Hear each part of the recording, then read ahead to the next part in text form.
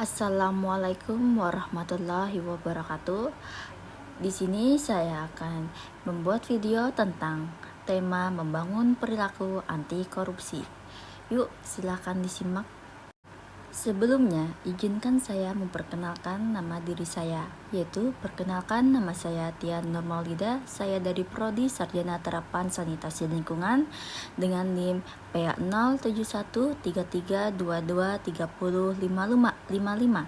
Di sini saya akan memenuhi tugas video mata kuliah PBAK, yaitu dengan dosen pengampu Bapak Tommy Sujarwadi MS.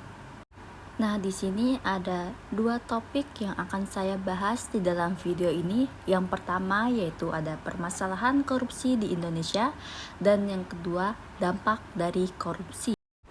Yang pertama yaitu saya akan membahas permasalahan korupsi di Indonesia. Nah, korupsi di Indonesia sudah merupakan kejahatan yang sangat luar biasa atau extraordinary crimes, sehingga tuntutan ketersediaan perangkat hukum yang sangat luar biasa dan canggih serta kelembagaan yang kuat untuk menangani korupsi tidak dapat dielakkan lagi. Kiranya rakyat Indonesia sepakat bahwa korupsi harus dicegah dan dibasmi dari tanah air, karena korupsi sudah terbukti sangat menyengsarakan rakyat. Dan permasalahan korupsi di Indonesia banyak sekali kita temui bentuknya dalam keseharian kita. Salah satunya yaitu ada sistem suap penyuap, penggelapan dalam jabatan, pemerasan, perbuatan curang, benturan kepentingan dalam pengadaan, dan gratifikasi. Hal ini seringkali terjadi di kalangan pejabat, pegawai negeri, maupun di kalangan masyarakat. Yang kedua, saya akan membahas apa sih dampak korupsi di Indonesia. Ironisnya, jumlah kasus korupsi tidak pernah hilang. Menurut data dari Komisi Pemberantasan Korupsi atau KPK, dari tahun 2004 sampai Oktober 2022 ada 1.310 kasus, 79 diantaranya terjadi di tahun ini.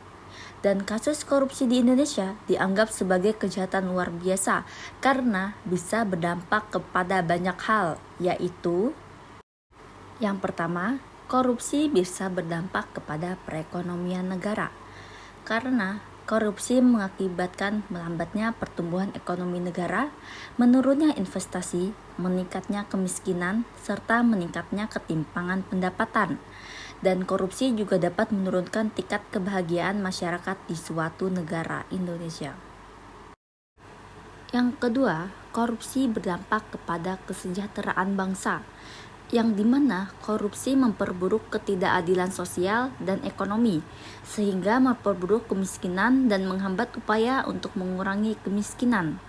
Masyarakat miskin jadi semakin sulit untuk naik kelas ekonomi karena kesempatan untuk mendapatkan sumber daya publik menjadi semakin kecil. Nah, yang terakhir yaitu korupsi berdampak kepada pemenuhan HAM. Karena padahal korelasi keduanya sangat jelas, karena hampir dalam semua kasus korupsi, secara langsung maupun tidak langsung akan diikuti oleh pelanggaran HAM. Perbuatan korupsi selalu berawal dari adanya penyalahgunaan kekuasaan, artinya pelaku korupsi biasanya dilakukan oleh para pemegang kekuasaan. Dengan kata lain, bahwa perbuatan menyimpang yang dilakukan oleh aparat birokrasi dalam bentuk korupsi dapat membuat kesengsaraan bagi rakyat kecil di suatu negara. Itu artinya dengan perbuatan korupsi telah terjadi perampasan terhadap hak-hak masyarakat atas hak ekonomi, sosial, dan budaya. Itu berarti telah terjadi pelanggaran HAM. Nah, mungkin itu saja yang bisa saya sampaikan penjelasannya sedikit tentang korupsi.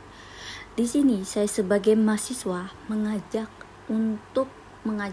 untuk seluruh masyarakat Indonesia agar memberantasan korupsi. Karena penyakit korupsi di Indonesia ini tidak bisa kita diamkan begitu saja. Karena banyak sekali dampak besar yang terkena akibat penyakit korupsi ini. Maka dari itu, saya sebagai mahasiswa ingin mengajak seluruh masyarakat Indonesia untuk membasmi penyakit korupsi ini secara perlahan dan pasti.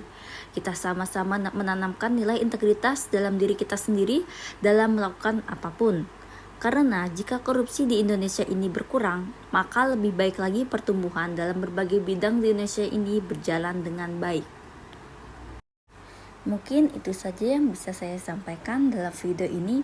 Salah khilaf mohon maaf. Wabillahi taufik wal hidayah. Wassalamualaikum warahmatullahi wabarakatuh.